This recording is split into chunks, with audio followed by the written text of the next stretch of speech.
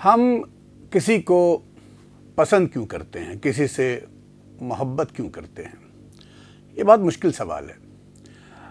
اس کا شاید ایک جواب تو یہ ہو سکتا ہے کہ ہر فرد کی اپنی ایک جمالیاتی اور تصوراتی دنیا ہوتی ہے، ایستھیٹک اینڈ کنسیپچول، یعنی ہر فرد کا ایک خوبصورتی کا احساس ہوتا ہے، خوبصورتی کا نظریہ ہوتا ہے اور زندگی گزارنے کا طریقہ وغیرہ۔ اس دائرے میں جو بھی آ جاتا ہے ہمیں وہ پسند آنے لگتا ہے، ہمیں اس سے محبت ہو جاتی ہے۔ میں 2-3 برس پہلے ایک ادارے میں پڑھاتا تھا، کلچر، آرٹ اینڈ سوسائٹی۔ وہاں ایک اسٹوڈنٹ نے، بہت ذہین اسٹوڈنٹ نے مجھ سے سوال پوچھا کہ سر، آپ کے نزدیک what is the definition of love? محبت کی یا عشق کی تعریف کیا ہے؟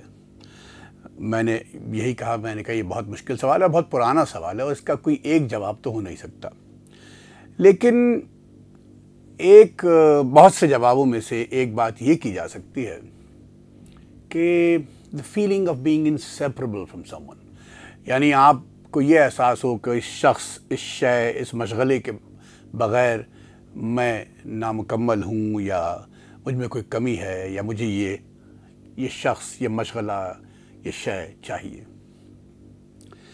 جب میں اسکول میں تھا، میں نے بتایا کہ جہانگیر روڈ سے ہم F B area Alnaseer square shift ہو گئے، تو ہم گراؤنڈ فلور پہ فلیٹ پہ رہا کرتے تھے۔ سامنے والی عمارت کے پہلے فلور پر ایک لڑکی رہتی تھی۔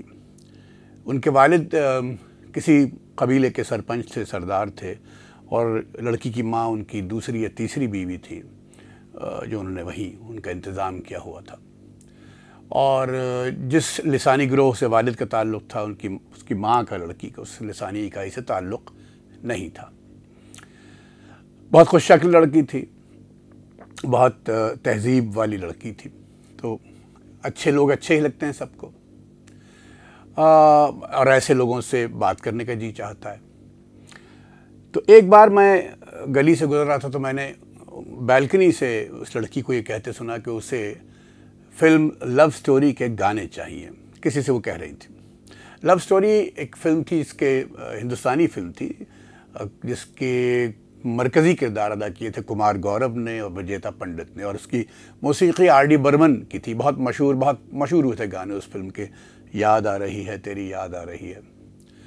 میں نے موقع غنیمت جانا اور بھاگتا، وہ زمانے میں میوزک سٹورز ہوتے تھے، اپنی والدہ سے کسی بہانے میں نے پیسے لیے اور میوزک سٹور گیا، اور کیسیٹس پہ کیسیٹس ہوا کرتے تھے میرے پاس، انگریزی گانوں کے بہت کیسیٹس تھے، اور میں نے غالباً کسی راک بینڈ وائٹ سنیک کا کوئی البم تھا میرے پاس، اور میں میوزک سٹور پہ گیا اور میں نے اس سے کہا کہ لو سٹوری کے گانے اس پہ آپ بھر دیجئے۔ اس نے کہا بھائی لمبی قطار ہے، 2-3 گھنٹے لگیں گے۔ میں نے کہا کوئی بات نہیں۔ خیر 2-3 گھنٹے بعد میں میوزک سٹور گیا، وہ کیسیٹ لیا اور دوڑتا ہوا اس لڑکی کے گھر پہ چلا گیا۔ اس نے دروازہ کھولا، ادھ کھلے دروازے سے بہت مجھے سلام کیا، جان پہچان تھی۔ تو میں نے کہا آپ کو لو سٹوری کے گانے درکار تھے، میں لے آیا ہوں۔ بہت خوش ہوئی، خوشی خوشی اس نے کیسیٹ لیا اور میرا شکریہ ادا کیا اور دروازہ بند کر دیا، اور میں بھی خوشی خوشی اپنے گھر لوٹا کہ آج کوئی ہم نے تیر مارا ہے اور ممکن ہے کہ کوئی آگے چل کر دوستی وغیرہ۔ تھوڑی دیر بعد میں کسی اور کام سے اسی گلی سے گزر رہا تھا، تو بیلکنی سے اس لڑکی نے مجھے آواز دی، تو میرے ذہن میں بالکل رومیو اینڈ جولیٹ کا وہ جو بیلکنی سین ہے وہ آ گیا، مگر اس نے کہا کہ یہ اس کیسیٹ میں تو لو سٹوری کے گانے نہیں ہیں، اس میں تو مقدر کا سکندر کے گانے ہیں۔